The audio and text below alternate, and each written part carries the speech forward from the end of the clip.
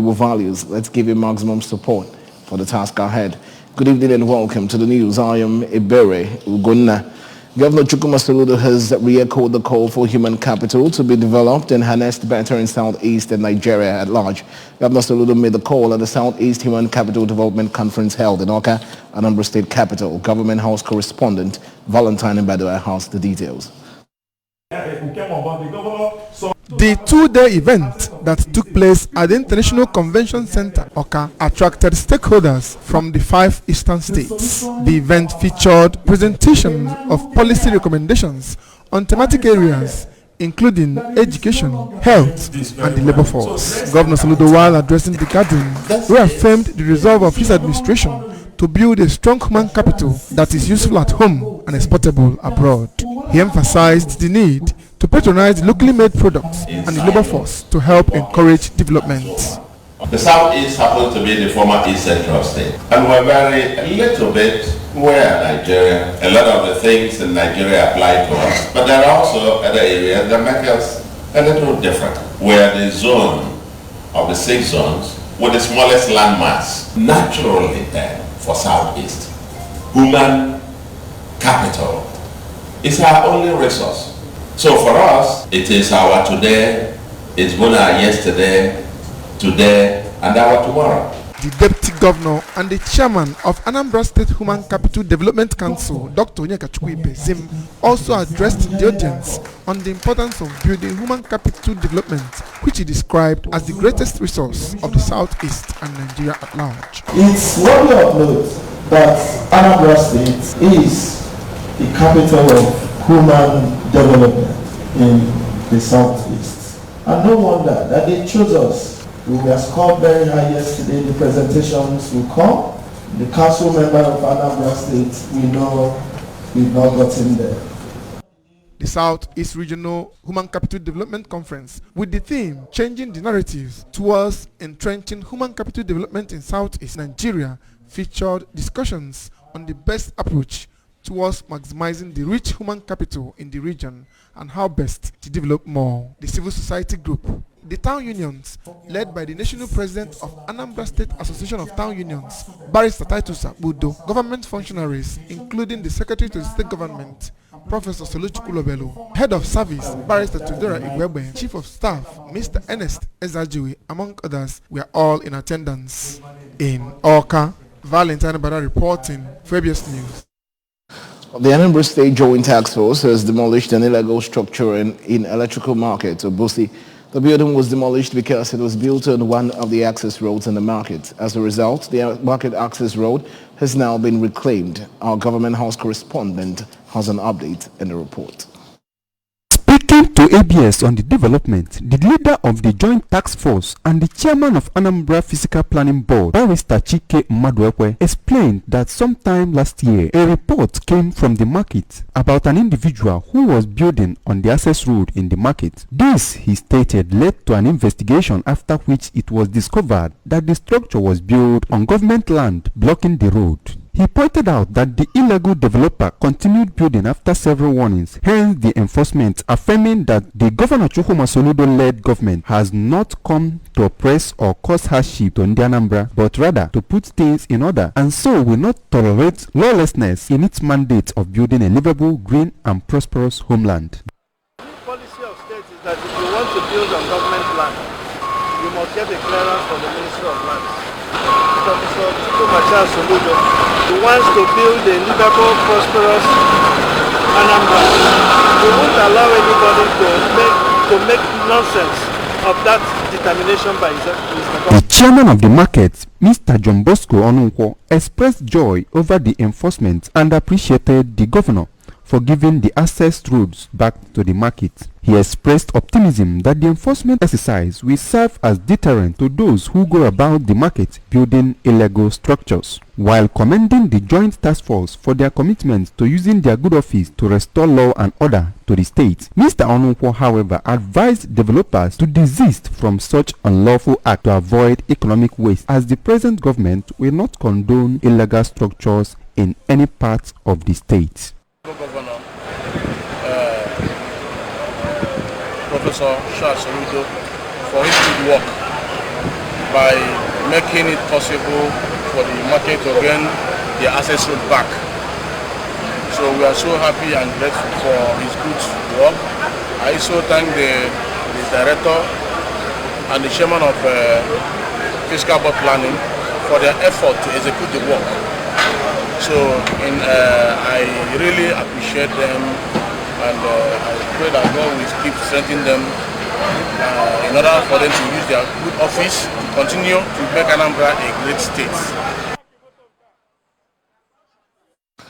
The State Ministry of Health has embarked on health facilities inspection exercises for all the private hospitals operating in the state to ensure all-round quality healthcare delivery across the state.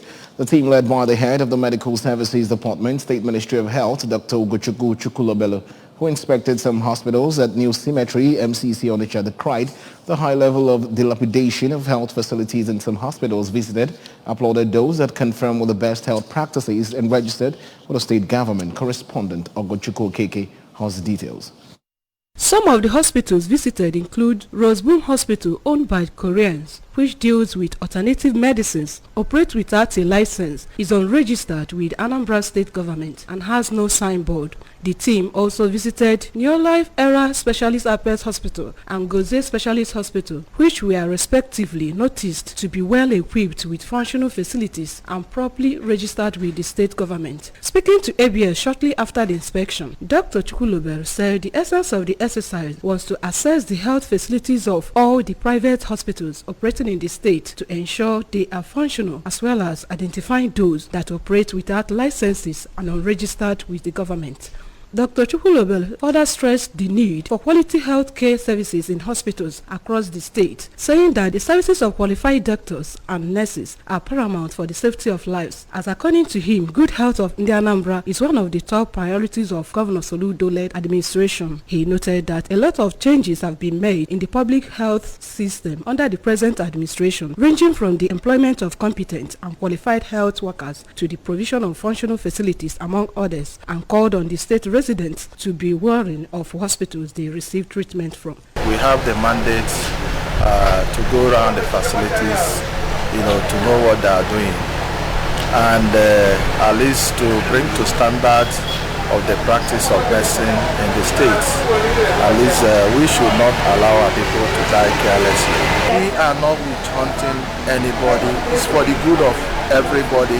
And one thing I want to advise our people: if you don't have the money to open a hospital, if you are qualified, why not partner with somebody so that when you go there, it becomes something that is good. The team later sealed off hospitals that operate illegally and warned not to risk people's lives for money. Appreciating the team, the owner of Goze Specialist Hospital, Dr. Ndoko Chuba, commended the state government for embarking on such a crucial exercise, which he said would help eradicate quackery in the system, and promised to abide by the state government's directive. If you have a schedule that you're going to New Cemetery Road, for example, those who are not registered, those who are quacks, are likely to get an idea of your schedule and may bypass what you're trying to do.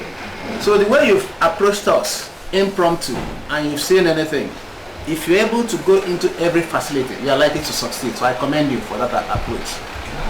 The idea for the suggestion was so that we can know what we are not doing well to improve. So I do appreciate you. Thank you very much. From Onitsha, Ogochukwu Okeke reporting for ABS News. The federal government of Nigeria has warned that though diphtheria is a vaccine-preventable disease, it has the potential to be passed from one person to another through respiratory droplets while coughing or sneezing. The lead diphtheria technical working group, Nigeria Center for Disease Control and Prevention, NCDC, Dr. Bola Lawal, who disclosed this in an interview with the ABS in Abuja, warned that diphtheria can affect anyone with a low level of immunity irrespective of age, gender, or status. Correspondent Ekwi Ajide reports. He, however, noted that most cases are between the ages of 2 to 15, as every child is expected to have gotten 3 doses of the vaccine before the age of 1. According to him, symptoms start 2 to 5 days after the susceptible individual is exposed to the virus and can be as mild as fever, catarrh, or sore throat, while in severe cases, it produces toxins that can lead to some grayish-white patches at the back of the throat, which when accumulated obstructs the throat and air passage, thereby leading to difficulty in breathing and swallowing. Cases that we've been seeing recently are children between the age 2 to 15 years of age, and most of them actually have poor vaccination status. It's either they've not been vaccinated at all or they've not completed their expected 3 doses of pentavalent vaccine. So this is something that is common to most of the cases that we've actually been reporting so far. That in such severe cases, the toxins can equally pass into the bloodstream, affecting nerves, muscles, and the heart, thereby leading to some form of bleeding disorder and as a result, death. Dr. Lawal counted Lagos, Osun, Yobe, and Kano State, which is presently leading in number with 100 cases and 22 deaths. So it's not a question of spreading from state to state. It's essentially the bacteria is actually present in our environment. However, people tend to come down with diphtheria when the vaccination coverage actually goes down and the population is no longer being protected against the bacteria. In such situation, we now have cases actually coming up. His Grace International College scored 80% in the drama titled Consequences. British Standard College, or KIJA, scored 68% in her drama presentation captioned Discipline to take the second position, while St. Patrick's Special College, Obahumonum, or KIJA, took the third position with 52 positions in her drama presentation titled Wicked Uncle. Correspondent Ogochukorano was there and now reports.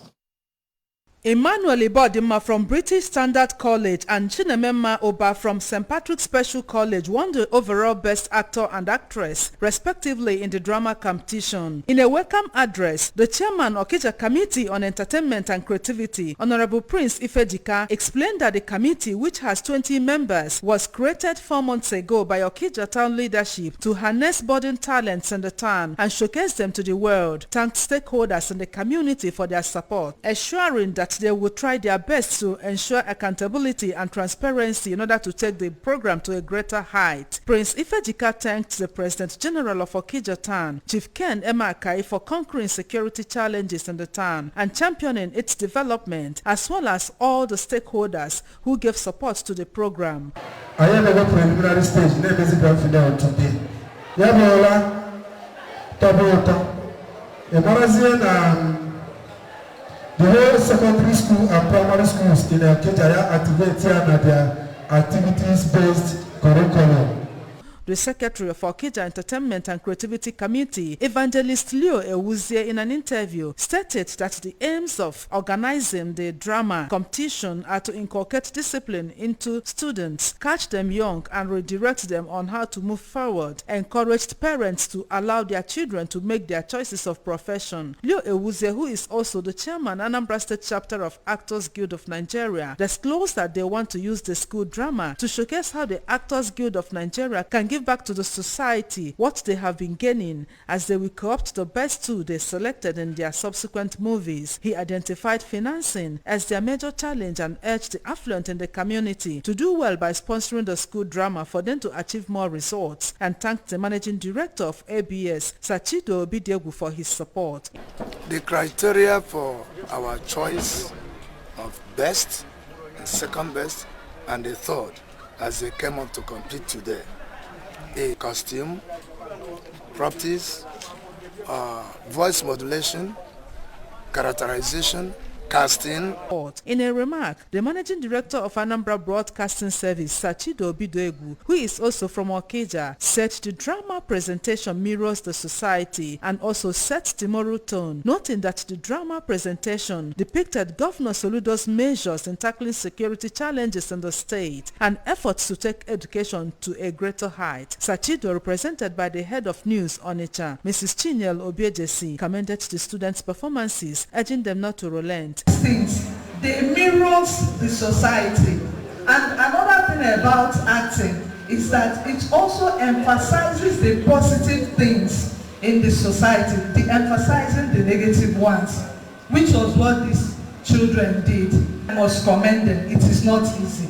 The judges for the school drama competition, Chinyel Anyebunam and Ikechukwu Okafo, made inputs on criteria for scoring and area for correction in subsequent competitions. Some of the students who bet their minds on the outcome of the drama competition, namely Chinonso Nwabunike, Emmanuel Ibodema, Chinemema Oba, and the drama teacher of His Grace International School, Mr. Alexander Ibonamuago, called for more of such student empowerment programs, which according to them will give them the impetus to compete favorably with their counterparts in urban areas, and thanked Okija stakeholders for initiating and supporting the program. Prizes and medals were presented to best students and schools, while the committee also presented awards to Honorable Golden Ilo and Ichie Chibuzo Ubanede for their contributions to education in the area. Dances by the students were featured during the event. Ogochukwu Orano for ABS News. Moving into our national stories now, the Central Bank of Nigeria and the Nigeria Interbank Settlement System have unveiled Nigeria's first national payment card named Afrigo. On the virtual unveiling, the CBN Governor, Godwin Emefiele, said the card was designed to cater for local peculiarities that the existing card products have failed to address. According to him, the Afrigo card, Nigeria has joined countries like China, Russia, Turkey and India, which have their local cards. On the benefits of the national card, the Apex Bank governor said Afrigo provides an opportunity to reintegrate the informal sector of the economy into the financial system. Also speaking on what Nigeria stands to gain from the card, the deputy governor of CBN and chairman of NIBSS, Aisha Ahmad, said with the implementation of the National Domestic Card Scheme, the industry will reap potential benefits which include improved transaction security, better pricing opportunities, reduced demand for FX, and less pressure on the Naira, locally relevant partnerships, and offerings developing local skills in card and payment space. Ahmad informed that the Afrigo card was developed by Afrigo Pay Financial Services Limited, an affiliate of NIBSS and licensed by the CBN. There has been apprehension in different quarters following statements that there will be no election in the southeast, especially with the speed of attacks in the region. Clarifying issues at the bi-weekly press briefing in Abuja, the Director of Defense Media Operations, Major General Musa Damadami, assured that what is happening in the southeast cannot in any way hinder elections in the region. Our correspondent, Ekwe Ajide, was there and now reports. According to him, both kinetic and non-kinetic operations are already ongoing in the southeast. Hence, there is no cause for alarm as the military is on top of the game. He noted that though it cannot be ruled out that there may be skirmishes here and there, but citizens should not worry because they will be protected. Major General Damadame re-emphasized that the armed forces of Nigeria will continue to remain apolitical in the conduct of elections, but will only play a supportive role to the Nigeria police, which is leading in election security. He noted that they are on standby and are always ready to counter any insurgency, adding that their operations are intelligence-driven, hence its processes are clear. In Abuja, Princess Ekwe Ajide reporting. Moving on to the foreign scene, Japan has tightened its sanctions against Russia following its latest wave of missile attacks in Ukraine, adding goods to an export ban list and freezing the assets of Russian officials and entities. The decision comes after Russia launched missile attacks across Ukraine on Thursday, killing at least 11 people, following a pledge by Germany and the United States to supply tanks that could help Kyiv counter a new Russian offensive. Among the new sanctions, Japan will prohibit shipments of items to 49 organizations in Russia from February 3 that could be used to enhance Moscow's military capability. Those will include products ranging from water cannons, gas exploration equipment and semiconductor equipment to vaccines, X-ray inspection equipment, explosives and robots, the ministry said. Japan will also freeze the assets of 3 entities and 22 individuals in Russia, including aircraft company in JSC ICOT Corps. And on sports news, the Nigerian Football Federation, the Football Association of Zambia have again postponed the double-header friendly between Nigeria's under-20 team and the Zambian counterpart. According to the Director of Media and Communications of the NFF, Ademola Olajire, the games will now be played February 3rd and 6th in Abuja. The Football Association of Zambia and their Nigerian counterparts have rescheduled their 2 friendly matches involving their under-20 sides to February 3rd and 6th respectively. FAS also confirmed in a statement the friendlies are being postponed due to a traveling hitch. Zambia and Nigeria were scheduled to square off January 27 and 30 in warm-up matches ahead of the 2023 Under-20 African Cup of Nations in Egypt. 7 times champions Nigeria drawn would host Egypt, Mozambique and Senegal in Group A of the tournament. The 2023 Under-20 AFCON, which will be played from February 9 to March 11, will serve as qualifiers for the 2023 FIFA Under-20 World Cup in Indonesia. Now, this is a public service announcement. It's to inform the general public, in particular Anambra State indigents, that application for direct short service into the Nigerian Air Force has commenced and will end on the 30th January 2023. Interested applicants are to apply free of charge online at www.nafrecruitment.mil.ng and read carefully the specific disciplines required before filling the form. Applicants must be between 20 and 30 years of age and possess the following: credit in English and mathematics, as well as 3 other subjects related to their course of study. Secondly, a minimum of second-class upper division for first-degree holders and upper credits for HND holders. And third, NYSC discharge certificate or a letter of exemption. For further inquiry, please contact the Protocol Unit, Office of the Secretary to the State Government, ORCA. Signed, Professor Stulu Chukulabulu, Secretary to the State Government. And that's all tonight. Remember that you can follow news and programs on ABS from any part of the world by liking our Facebook page at ABS Radio Television. Subscribe to our YouTube channel at ABS Television. Okay. You can also follow us on Instagram at ABS Radio TV. Log on to our website at www.absradiotv.com. Well, and just before we go tonight, a quick look at our major stories. Governor Soludo has renewed call on human capital development in Southeast Zone. The state government has clamped down on illegal health facilities across the state. CBN and IBSS has unveiled Nigeria's first national payment card, Afrigo. And the following thing were brought to you that Japan has tightened Russia's sanctions, expands export ban list. Well, and that's the size of our package tonight. Many thanks for joining the bulletin. I am Ebere Ugonna. Enjoy the rest of your evening.